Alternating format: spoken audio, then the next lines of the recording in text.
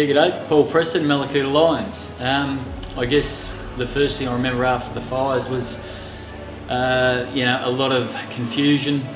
What's next? How does everything work? We were cut off from everywhere, really. So I think the first thing we needed to do as a Lions club was the rubbish. There was no one to do the rubbish. We couldn't get trucks in. So the Lions club went around with a truck and a backhoe and did everyone's rubbish on a Tuesday. It was hard rubbish day, so you can imagine a lot of people didn't have freezers going. We were doing the rubbish. It was I don't know, like the Wild West, I guess. We were going around on the back of utes. The police were watching us do it. No one else was going to do the rubbish. The Shire couldn't get in here.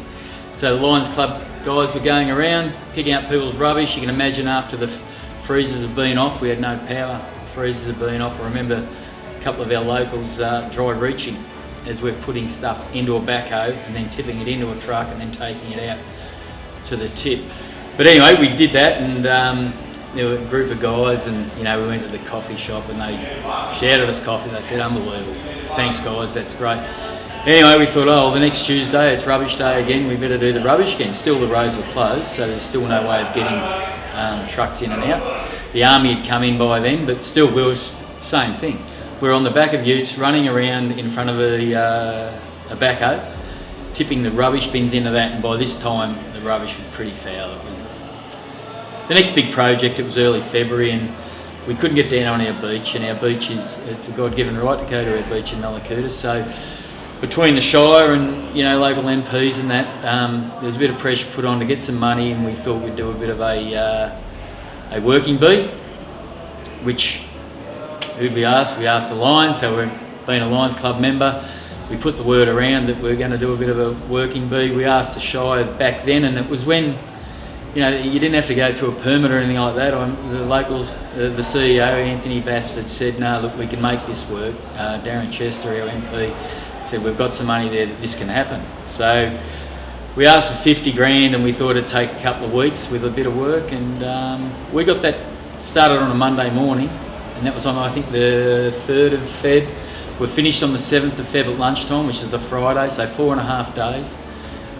Drinking beer and having snags on a barbecue, and people were unbelievable. They'd go past to, not very often you can drink in a public place in Mallacoota and actually get tooted for it and actually get congratulated. So we got those steps done, and that was as good a feeling as you'd get in a small town. We had people coming up asking us if they could come and help. They had nothing else to do, and they just wanted to be part of something, and I think they wanted to get out of their house and it was like an outdoor men's shed, I guess, what we did, and that was an amazing accomplishment.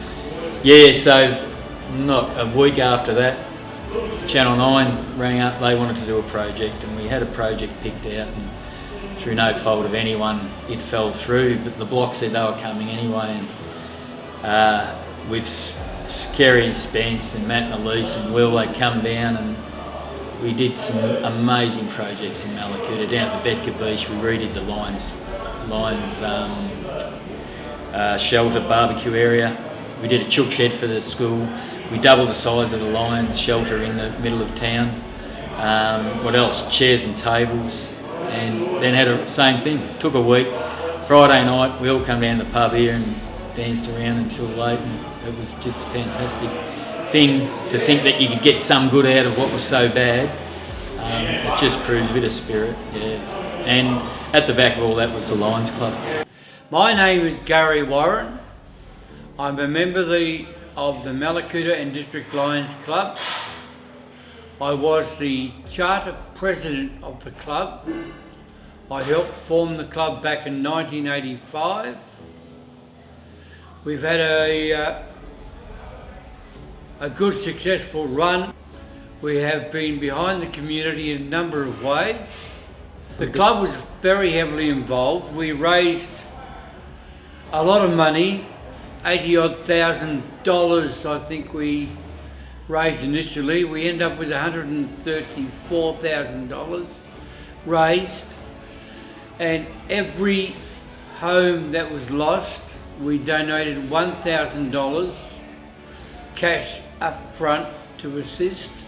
With the help of District, we had grant of $1,500 per household, which is taken up by most of the 80 odd homes that were lost. $1,500 towards whatever they wanted. White goods. Some of them took it up in trailers to cart stuff around. But yes, it meant a lot to the people that lived here. They were very grateful. They were happy to receive the money because a lot of them had nothing.